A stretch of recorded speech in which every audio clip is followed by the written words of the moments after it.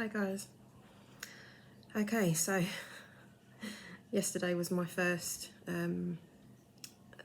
video that I'm making for When I'm Not Alone, and I said on there that I'm going to be sort of doing little videos like a diary of some sort, just to say good days, bad days, shit days.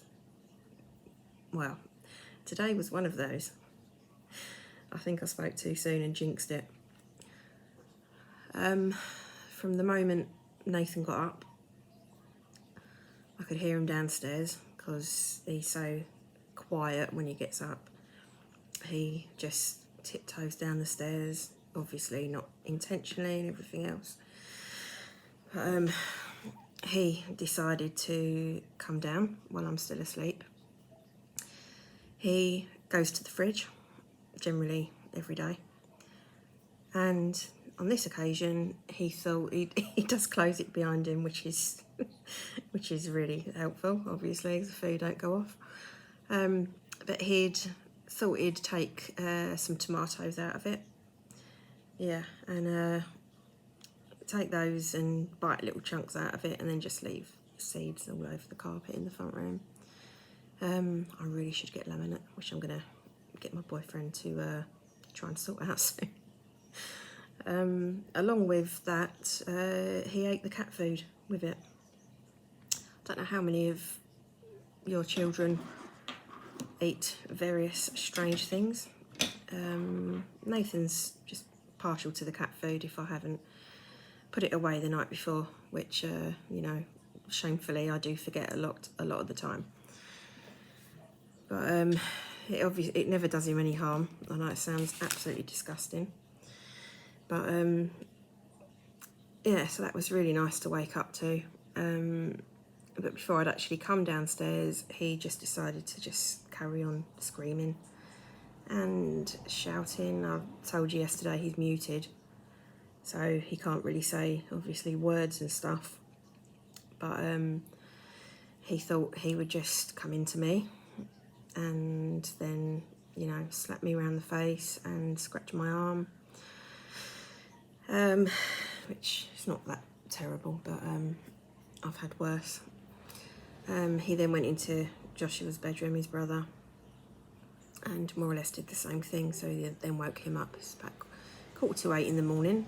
Wasn't too bad. I've had earlier rises than that, like 5 o'clock, 3 o'clock. You know how it is. So then I come down, find the tomatoes and the cat food all over the front room carpet. As you do. Cleared that up, and the day just went to pot, really. It was, you know, I got the swimming pool out for the kids, filled that up, gave him, he sort of has to eat every like half an hour just to make him feel contented, I suppose. But nothing was really working today. It's one of those, just, yeah, nothing can pacify him whatsoever. It's just literally coming up to your face, screaming. Because when they're muted, it's really difficult to try and understand what they're actually crying for. You know, are they in pain? Are they hungry? Just like you do with a baby, you know, it's just guesswork the whole time. So I know with Nathan that when he has what I call like real tears, then I know he's in pain. But where is he in pain? So then you're saying, you know, I'm saying to him, have you got a sore head? Or does your leg hurt? Or, you know, all these different things. And you do the usual, like with a baby, and you change their nappy, you feed them. Done all of that, he's still screaming. It was just one of those days. He, thankfully, like I'm very lucky that he can actually go to respite once a week. That's only just started up again, as I mentioned yesterday. He's gone there today. That's why it's pretty quiet in the house. I you know, I'm not going to lie, I had a few tears earlier and shouted just generally, not at him, just so frustrating. You know, you just want, the sun's out, it's a beautiful day, and it's like, how the hell do you amuse this kid that just doesn't want to be amused? He, you know, he's got his little sensory garden that I made him. He goes in that and he's smashing his ear all the time, really hard, which can't obviously do him much good whatsoever, and it makes me sick every time I see him doing it. But you can't stop him, you know. You put his arm down, he's just got bruises everywhere on the right side of his body where he's pinching himself so hard. I'm going to try and show a couple of pictures. Whether you'll be able to see them properly, I don't know, but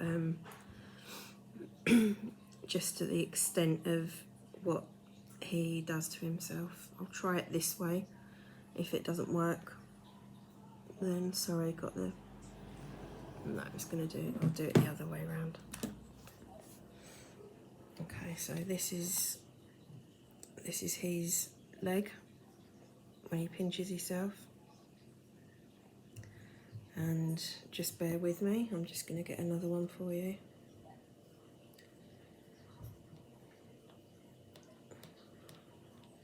Just bear with me. That's minimal on his arm there, where he's pinching it. Let me just try and find a couple more. Okay, so here we go to these ones. Yeah, it's pretty horrible to look. This one up the top was a bite, and this one here was a bite. It just looks absolutely awful. And you know what it's like if you take them out somewhere. He now looks like he's got a skin condition on this one, but it's not. That is constant pinching. Just makes me so sad to think my son is like harming himself in this way, and he just can't control it. How do you control it? How do you stop him? It's heartbreaking, but it is what it is. But today was really bad. My mum's in a nursing home. She had a brain hemorrhage, unfortunately, about 7 years ago now. So myself and Joshua dropped Nathan at respite, and we went to see her, which was lovely. She was really happy to see us.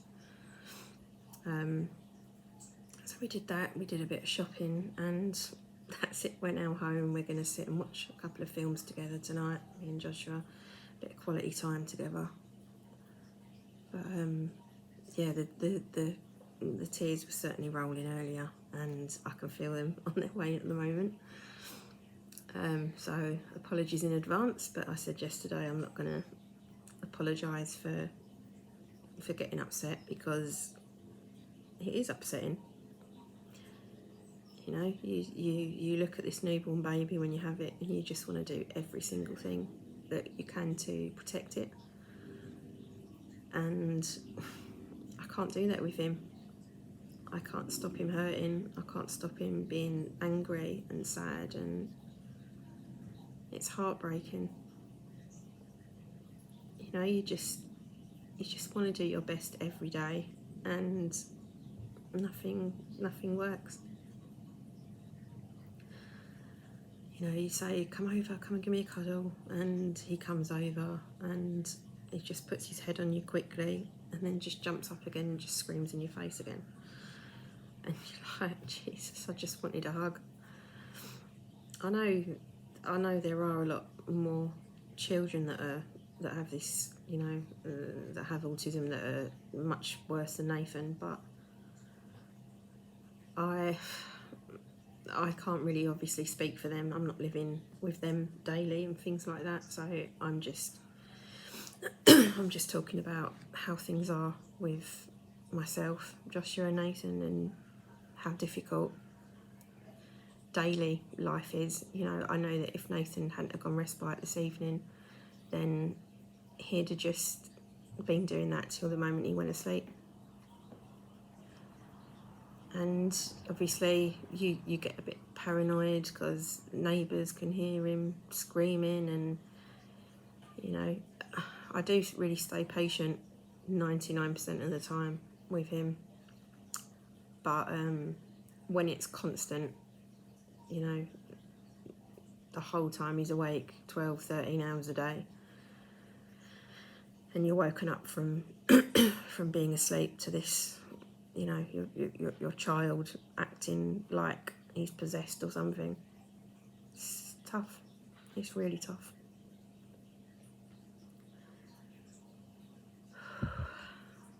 All right, hence why this is out this evening. I'm not gonna say I don't enjoy a glass of wine, because I do. Once he's gone to bed and I'm able to then chill and everything else, but tonight I can have it a bit earlier because he's at respite. I don't really know how to cope much longer. You know, I said yesterday that residential is an option. Unfortunately, his school have said that they meet his every need, his special needs school where he is at the moment. So that basically means that the council, the authorities and that,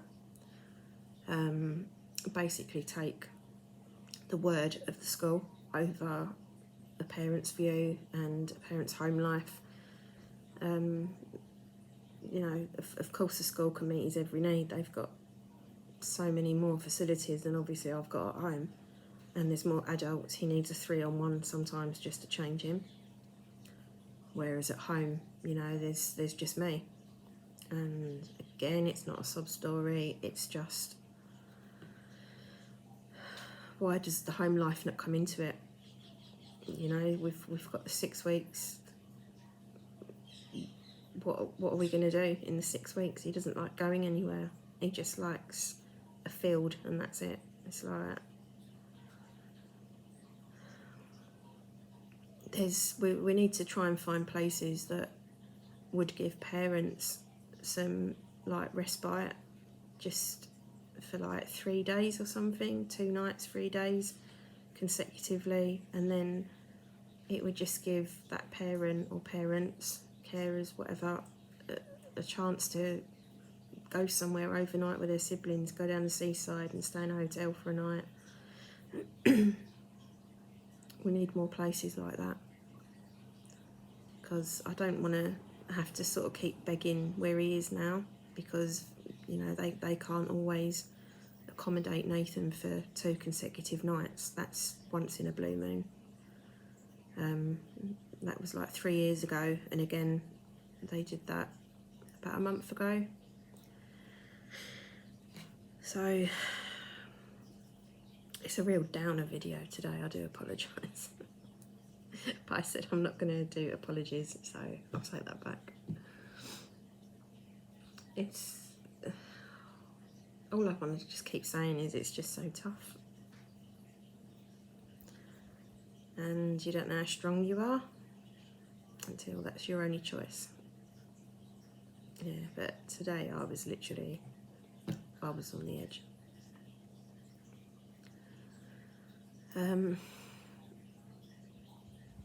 It's sorry. You love them so much, unconditionally, from the moment you look at them when they're born. Absolutely.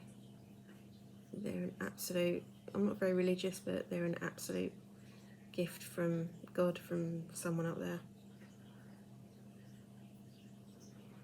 It makes me more angry, the fact that he was fine until he was 2.5, and I've got videos of him singing and playing, you know, like regular children do. and now he can't do any of it. It's not that he doesn't want to, I don't think, he just hasn't got the ability to anymore, which is heartbreaking. I wished he was able to do more and be happier. He's just getting so tall, you know, and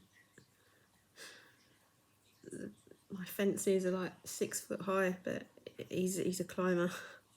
He's going to end up just going over them and like running down the street or for people's gardens and things like that. It's just scary.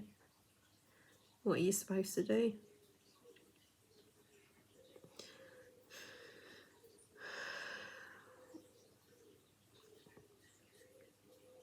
I'm trying to get the comments to be made on here, so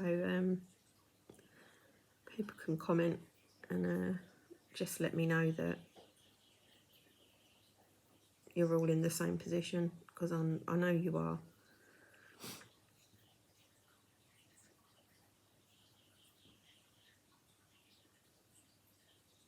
You just feel so helpless, don't you?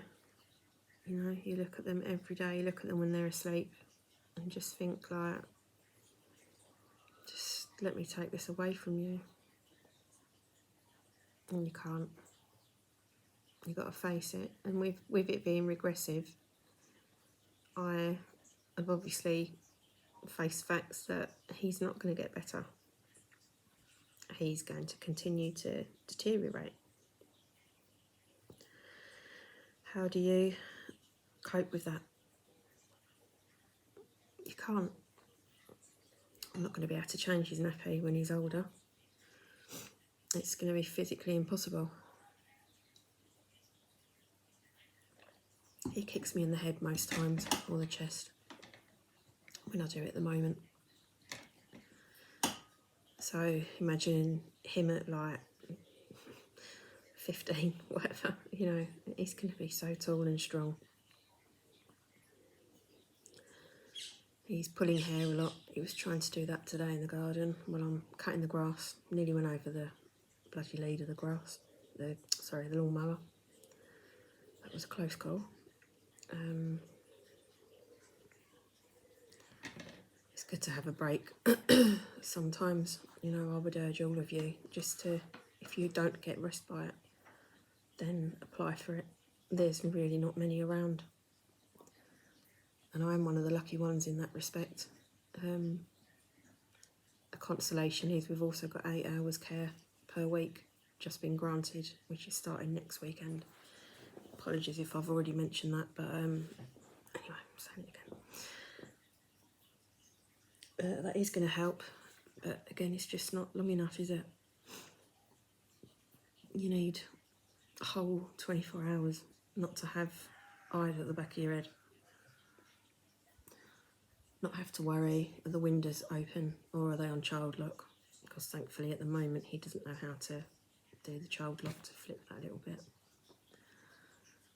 But any windows that are open, he literally just goes over and closes them all, even when they're open a tiny bit.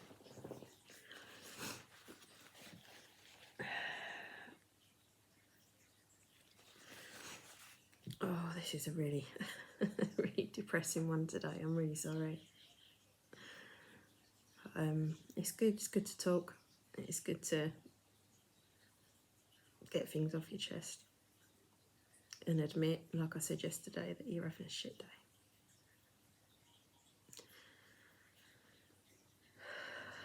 You know, you get up some days and just think, right, what's today going to bring? But then there's no let up. It just goes on and on and on, and time just seems to stand still. And you're just like, beam me up, Scotty, you know, just to give me a break for 5 minutes. Just don't shout at me, please, for 5 minutes. Or how do you find it to stay so patient? I'm asked that question many times, but I mean, I can't smack him. I wouldn't do that. I don't want to smack him. It's not his fault. He hasn't asked to be this way. It is just the way it is. You have to just say, you know it's a sensory overload. You know he's absolutely having, 40 television screens at once playing in his brain, and he doesn't know which one to look at, and they're all louder and louder and louder. That's the way I heard about it once, how it feels in an autistic mind, or one of the things. So to feel something like that in your head must be absolutely horrific. We have enough going on in our own heads to hate it. But if he's got all of those plus everything on top of it, and he can't express himself, how can you shout at him? How can you get angry at them? You're not angry at them. You're angry with the situation. You're angry saying to yourself, look at that family over there with normal children that haven't got to worry about their kids just falling on the floor and banging their head on concrete. They can sit at a park, the parents, just on their phones, just watching whatever they want to do on their phones, talking to each other, having a picnic. It's lovely, and I don't begrudge anyone, any of them, anything like that at all. Oh, should we book a holiday? Should we go on a plane? Wow, that is like pie in the sky for me. The car, I feel quite protected and everything. You're in a car, you can stop, you could get out at services or whatever, but going on a plane, Jesus Christ, I think my anxiety would literally give me a heart attack. I don't think I could ever imagine going on a plane with Nathan. But I think a lot of people do take these things for granted. Yeah, let's just book a holiday and go to 10-hour flight to America or Spain or wherever they want to go. And the children are sitting on their iPads or, reading a book, and it's lovely. Parents can sit and chill. What about us? What do we get? We get something similar, but we'd have to have the holiday with our children with us. We can't go on our own. And then obviously that means I'm making Joshua miss out on having a holiday abroad, because he can't go without me. It is really sad. But I am pushing for residential. I sound really blasé about it, but I'm not. It absolutely took me about a year and a half to come to the decision to say, yes, I do need help, and I do need him to go to residential, because I cannot cope anymore with him. Me and Joshua cannot cope anymore. But now that they've refused it, obviously that's just completely destroyed that. It took me so long and Joshua cried so much, just saying, Mummy, I don't want my brother to go. It's not fair. He shouldn't be going somewhere else, and he should live here. This is his home. And then obviously he then came round to the idea when we're having a bad day like today. And then the authorities turn around and say, actually, no, it's been refused. He's not going to residential. So now Joshua's the opposite now. I'm feeling really upset because he can't go to residential anymore. But I've got to appeal it, obviously. And then you're going to court to argue the toss about putting your son in a residential home. It just seems so ridiculous and bizarre, but it is what it is. You know, I'm probably just going to end up in hospital myself if life just carries on like this every single day. I also have epilepsy, controlled, touch wood. It's been two and a half years, thankfully, since my last one. Back to driving again. Great, love it, love driving. Licence back, everything. And yeah, it's brought on by stress as I've got older. So I'm pretty scared most of the time when I do get stressed, to actually worry that that's going to happen. But you, like my boyfriend said, you can't go through life, you know, keep saying, oh, what if this and what if that. I understand that, but with children like Nathan, you have to sort of plan everything. You know, you just go into the park. Okay, have I got nappies? Have I got like a hoodie for him if needed? And have I got enough water? Or have I got enough snacks for him in case he kicks off? And it's not just let's go to the park. If anywhere you go, you need to take obviously change of clothes as well, because if they miss themselves and it comes out of the nappy, you then need a change of clothes for them. Where do you change them? 10-year-old child. Where do you change them if you're in like a park? You change them on the grass. And then everyone looks over, oh look, that kid's still in nappies, and then everyone takes the piss out of Joshua then, if any of his friends happen to be there. And not friend, I just mean people from school, I don't mean his close friends do that. But it's like, oh Joshua, why's your brother got a nappy on? And kids are so cruel sometimes. He had that a lot when I used to go and collect Joshua if Nathan was off sick one day, and I'd take Nathan in his wheelchair, and all these like other kids, oh, why is your brother in a wheelchair? And it's just through safety, you know, stop him running off.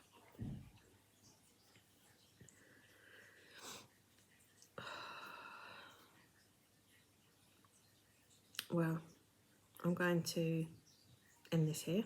Rabbited for 28 minutes almost. Sorry. Apologies again.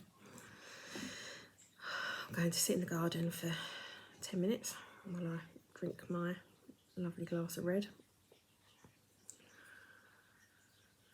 And do something to eat. We're going to have, we've got pizzas in the freezer, so we're going to have that and garlic bread, me and Josh, and watch our film together. Don't know what we're going to watch yet. Something funny to cheer us both up. Oh dear, I promise they won't all be this depressing. But thank you for listening, for watching. You can send me private messages. Like I said, I'm trying to get the comments activated on this channel, but I swear as I'm getting older, I'm just getting thicker with technology. I ain't got a clue. So I'm now looking at instructions on YouTube to try and see how I turn my comments on. So I'll get there. But you're welcome to get in touch with me on Facebook or something like that. Just send me a Facebook Messenger message and I'll get back to you. All right, all take care. Have a nice evening, day, if you can. And I promise to smile a bit more on the next one. See you later. Bye.